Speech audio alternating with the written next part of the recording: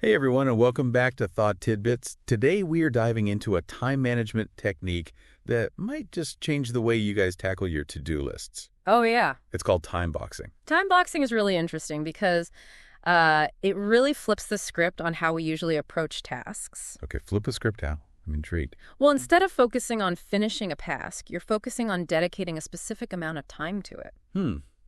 So let's say I have on my to-do list, write a blog post. Instead of stressing about getting the whole thing done, Right. I'd set a timer like for an hour, let's say, and just focus on writing for that hour. Exactly. Yeah. Yeah, you're basically creating a container for your work and you're not bound by the outcome. Okay. But by the time you... So that kind of takes some of the pressure off, right? It does, yeah. Yeah. And that's one of the biggest benefits of time boxing. It can really reduce that feeling of overwhelm we all get when we're faced with, a mountain of tasks. For sure.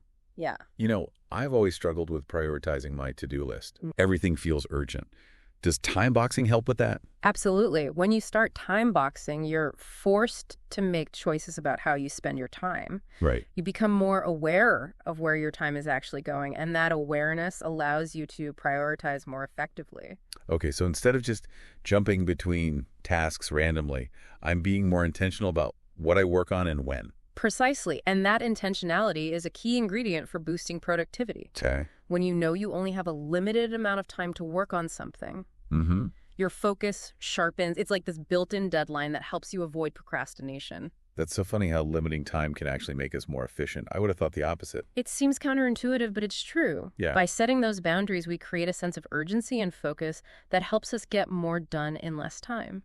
So we're talking about improved time management, reduced overwhelm, and even boosted productivity. Are there any other benefits to time boxing? Yeah, one that's often overlooked is the impact on mindfulness. When you're time boxing, you're fully present in the task at hand. You're not worrying about the past or the future. You're simply focused on what you're doing in that moment. Oh, that's a really interesting point. Yeah. That kind of focused attention could actually be quite calming and even meditative in a way. It is. And that sense of calm can have a ripple effect on your overall well-being, Yeah. Time boxing helps you create a more balanced and intentional approach to life, not just work. Okay, I'm starting to see the bigger picture here. It's not just about checking things off a list. Right. It's about creating a more mindful and intentional way of living. Exactly. And the beauty of time boxing is that it's incredibly versatile. Okay. You can apply it to almost any area of your life, from work tasks to personal projects to even creative pursuits. Okay, so we're talking about using it for things like writing, painting, learning a new language, even meditating. Absolutely. I've even used it to help me stick to an exercise routine. Oh, time boxing for exercise. How does that work? So, instead of vaguely telling myself I need to work out, I block out 30 minutes on my calendar for a run no matter what. So it becomes like a non-negotiable appointment, Right. like a meeting you can't miss. Exactly. And that commitment really helps me overcome those days when I just don't feel like hitting the gym. Yeah, that's great. I love that. Yeah. It's like tricking your brain into prioritizing these activities by scheduling them in. It is a bit like that. Good. And the best part is that it works. Okay, so I'm sold on the concept. Yeah. Let's get practical for a moment. Sure. What about those times when a task takes longer than expected? Yeah. What happens when that timer goes off and you're just not done? That's bound to happen, especially when you're first starting out with time boxing. Right. The important thing is to be flexible. So it's not about being rigid and sticking to the schedule no matter what? Not at all. If you need to extend a time box, go for it. Go. Or you can schedule another time box, for later in the day or week. It's all about finding what works best for you and that task at hand. Precisely, time boxing is a tool, not a rule. You're in control. This all sounds great. But is time boxing really for everyone? Are there any situations where it might not be the best approach? That's a great question. Well, I think most people can benefit from time boxing. There are some situations where it might not be the ideal fit. For example, if your work involves a lot of unpredictable tasks, Okay. or constant interruptions like customer support, Right. sticking to those strict time boxes might be challenging. That makes sense. You can't exactly tell a customer, hold on, my time box for answering your question is up. Right.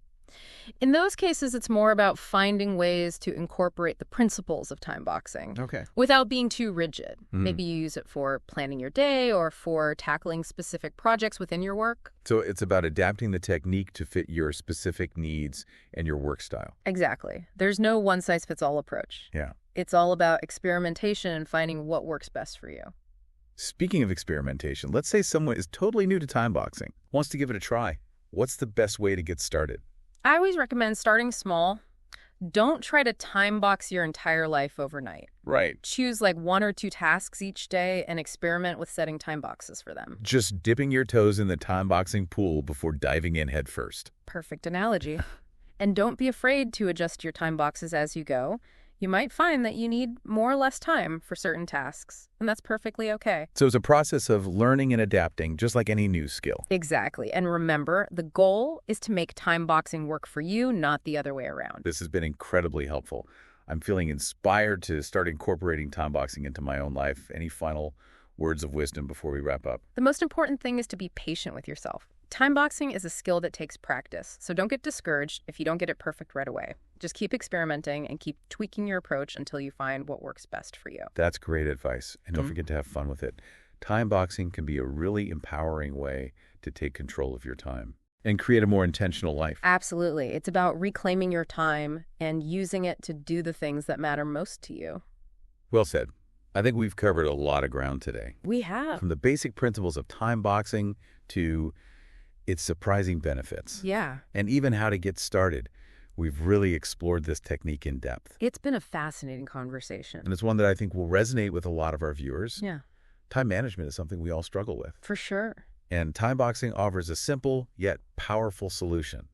You know, it's amazing how something as simple as like setting a timer can have such a profound impact on our productivity and well-being. It really is, yeah. It's about shifting our mindset from feeling overwhelmed by time to feeling empowered by it.